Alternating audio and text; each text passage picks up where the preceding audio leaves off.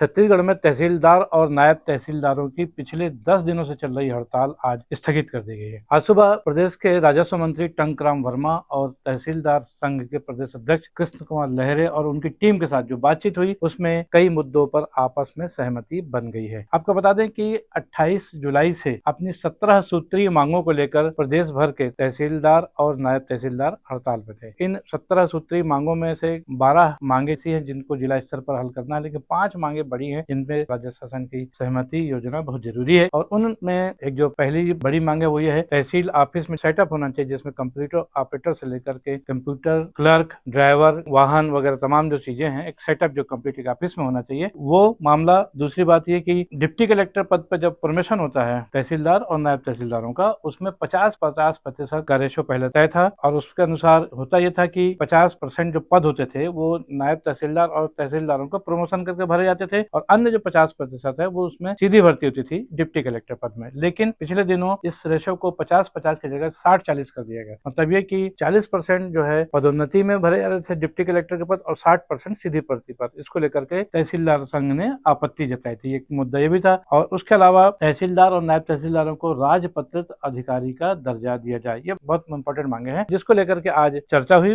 राजस्व मंत्री टंकराम वर्मा से और दोनों पक्षों के बीच काफी अच्छे सौहार्दपूर्ण वातावरण में बातचीत हुई। राजस्व मंत्री ने तहसीलदार संघ के तमाम पदाधिकारियों को यह आश्वस्त किया कि वो बहुत जल्द मुख्यमंत्री जी से चर्चा करके आपकी इन मांगों को पूरा करवाने का प्रयास करेंगे। कोई मांग जो है इनका पूरा नहीं हुआ है, इनके मांगे आई हैं उस पर हम विचार करेंगे और उन प्राथमिकता के आधार पर उस पर आगे काम करेंगे। साल इनका समाप्त हो गया, कोई मांग ऐसा नहीं कि इमीडिएटली तुरंत हम उसको पूरा कर दें, ऐसा नहीं है। एक शासन की प्रक्रिया होती है, प्रक्रिया के हिसाब से आगे बढ़ती है, फिर वो पूरा होती है। इनका जो है पदोन्नति में 50% होना चाहिए। ये हमारे बीजेपी गवर्नमेंट में था भी, डॉक्टर रमन सिंह जी के समय में पदोन्नति का जो है विषय था, आधी आधा था। बीच में कांग्रेस गवर्नमेंट आई तो उन्होंने इसको 60-40 कर दिया। ये इनकी प्रमुख मांग थी, तो हमने बताया कि भाई हम आपकी इस मांग पे सहमत हैं और इसको हम आगे बढ़ाएंगे, प्रक्रिया में है। दोनों पक्षों के बीच हुए आज समझौते की वजह से पिछले 10 दिनों से यानी जो 28 जुलाई से हड़ताल चल रही थी और अनिश्चितकालीन हड़ताल में बदल गई थी उसको आज स्थगित कर दिया गया है। आम जनता के जो काम पिछले 10 दिनों से प्रभावित हो रहे थे क्योंकि ऑफिस नहीं खुल रहे थे, अब उन्होंने भी राहत की सांस ली है और आम जनता के रुके हुए काम अब जल्द से जल्द पूरे हो जाएंगे। छत्तीसगढ़ शासन के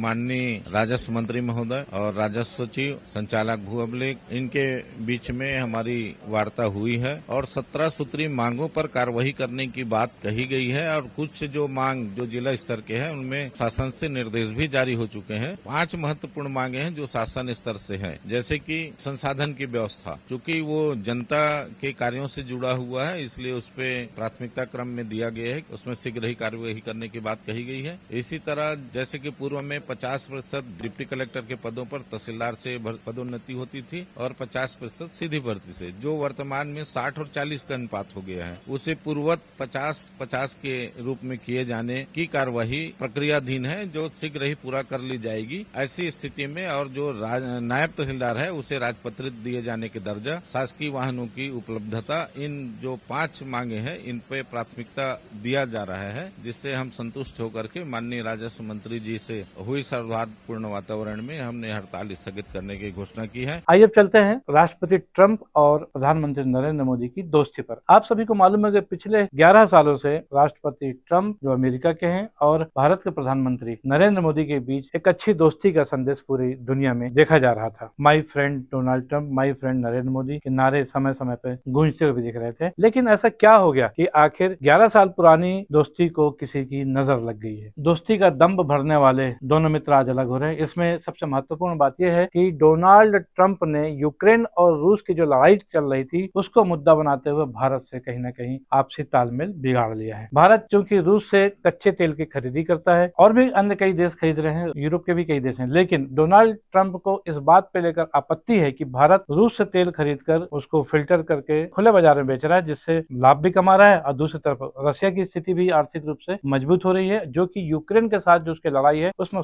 मदद मिल रही है। हालांकि ऐसा नहीं कि सिर्फ भारत ही ऐसा कुछ कर रहा है, बहुत सारे देश हैं जो रूस से आज भी व्यापारिक संबंध बनाए हुए हैं, लेकिन डोनाल्ड ट्रंप ने फिलहाल भारत को एक टारगेट बना लिया है। भले ही इनकी दोस्ती 11 साल पुरानी है, लेकिन अभी इसी साल 2025 में जनवरी में जब दूसरी बार डोनाल्ड ट्रंप ने अमेरिका की सत्ता संभाली, उसके बाद से कम 5 बैठकें 5 महीनों में हो चुकी हैं। जो ट्रेडिंग का मामला, इनके आपसी जो बातचीत व्यापार है, उसके लिए दोनों देशों के अधिकारी हर महीने बैठते आए हैं। 5 महीने में 5 बैठकें हो चुकी हैं। एक बार अमेरिकी उपराष्ट्रपति भी भारत आ चुके हैं, लेकिन जो व्यापारिक समझौता ट्रेड डील का है वो कहीं न कहीं अंतिम मुकाम तक नहीं पहुंच पाया। और अंतिम मुकाम पर पहुंचने से पहले ही टैरिफ जो है डोनाल्ड ट्रंप ने कई देशों पे लगाया, उसमें भारत पे 25% का टैरिफ लगाया दिया था, जिसको लेकर के भारत ने भी एतराज जताया था और दोस्ती का हवाला देते हुए उसे कम करने का आग्रह किया था। लेकिन डोनाल्ड ट्रंप ने ऐसा नहीं किया। हालांकि इसके पहले भी जो टैरिफ चल रहा था वो 26% था, तो फिलहाल वो 25% ही था। इस 25% टैरिफ को 7 अगस्त यानी आज से लागू होना था, लेकिन इसके ठीक एक दिन पहले डोनाल्ड ट्रंप ने एक नए आदेश पर दस्तखत कर दिए। क्योंकि भारत रशिया से कच्चा तेल खरीद करके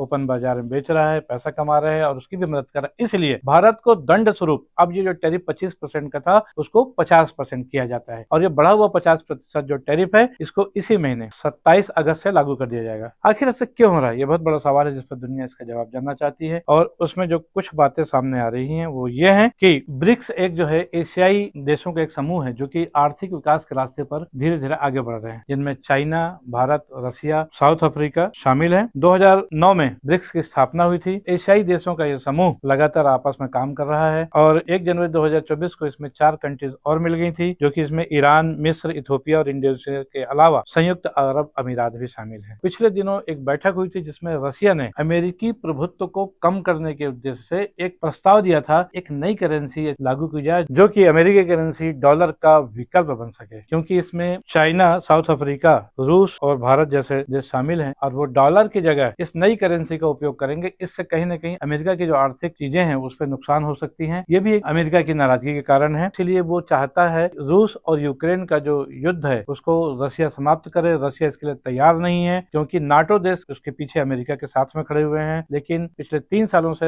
रशिया यूक्रेन के साथ अपनी जारी जंग को फिलहाल खत्म करने के मूड में नजर नहीं आ रहा है। इस पर कहीं न कहीं अमेरिका की किरकिरी हो रही है कि वो चाह कर भी यूक्रेन रूस को युद्ध नहीं कर पा रहा है। इसीलिए भारत को दबाने के लिए उसने एक नया हथकंडा अपनाया है और 25% टैरिफ ट्रेड डील है उसको 50% किया है। इसका एक कारण और है, वह यह है कि एग्रीकल्चर और खेती से रिलेटेड कुछ चीजें हैं जो कि अमेरिका भारत पर थोपना चाहता है। लेकिन आज प्रधानमंत्री नरेंद्र मोदी ने इस पर खुलकर अपनी बात की और उन्होंने कहा कि मैं अपने देश के किसानों और डेयरी संचालकों के साथ गलत नहीं होने दूंगा। अपने किसानों का हित सर्वोच्च प्राथमिकता है।